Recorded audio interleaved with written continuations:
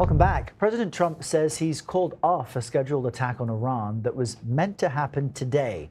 On social media, you'll take a look at it here. He cited serious negotiations. However, Mr. Trump also wrote that he told the military leaders to be ready for a full, large-scale assault of Iran on a moment's notice. That's a direct quote from him. He explained his decision yesterday. I was asked by Saudi Arabia, Qatar, UAE, and some others if we could put it off for 2 or 3 days, a short period of time, because they think that they are getting very close to making a deal. And if we can do that where there's no nuclear weapon going into the hands of Iran, I think, and if they're satisfied, we will be probably satisfied also.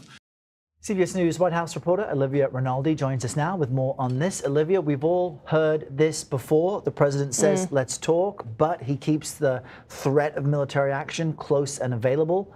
Are we any closer to a real deal today?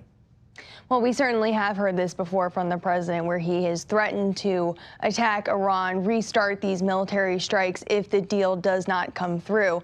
The notable thing yesterday, though, was that the president said he was planning to attack tomorrow, that being today. That caught everyone's attention because, of course, we had been waiting for what the next action that this administration could take, given the fact that over the weekend, the White House received the latest proposal from Iran, which the president just said is really a non-starter. So the question being, what can be done in the next 2 to 3 days while the president says there are these serious negotiations gone that would potentially stave off any more of these military attacks inside of Iran. We know that there is still diplomacy happening. We know that there are Pakistani officials working behind the scenes, particularly in Tehran, to keep the negotiations on track. We have not heard what is in this latest proposal. Yesterday, the president did talk to the New York Post about it. He did say it's a negotiation. I don't want to be stupid. That is a quote from the president when talking about having this negotiation in public. So really, we are in the dark just trying to figure out information from our sources, what is being traded back and forth between these two countries, and if it is viable at all. All of this as we are watching the situation in the Strait of Hormuz as it continues to be very tense there on the ground, and this war is well into its 12th week. And Olivia, we're also looking at some news from the DOJ, the Justice Department announcing this nearly $1.8 billion anti-weaponization fund. This is as part of President Trump's settlement with the IRS. So what is this fund? Where will that money be used?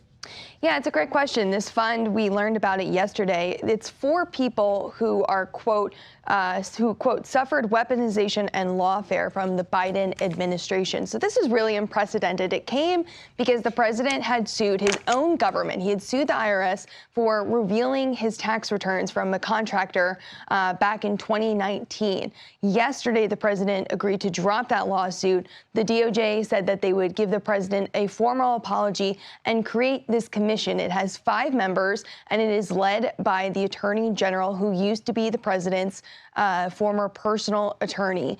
And it's to the tune of $1.776 billion that will go to people who say that they experience weaponization under the Biden administration.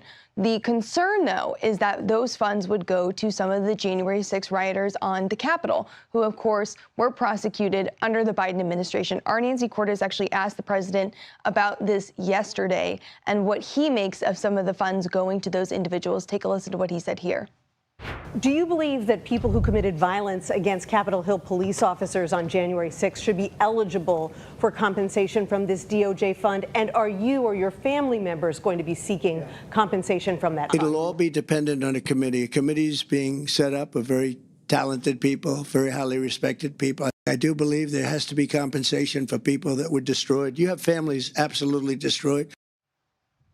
Now, we should also note that the president does have the authority under this commission to get rid of some of the members on there as he sees fit. So very notable and something we'll have to be watching closely. All right, Olivia Rinaldi in Washington. Thank you.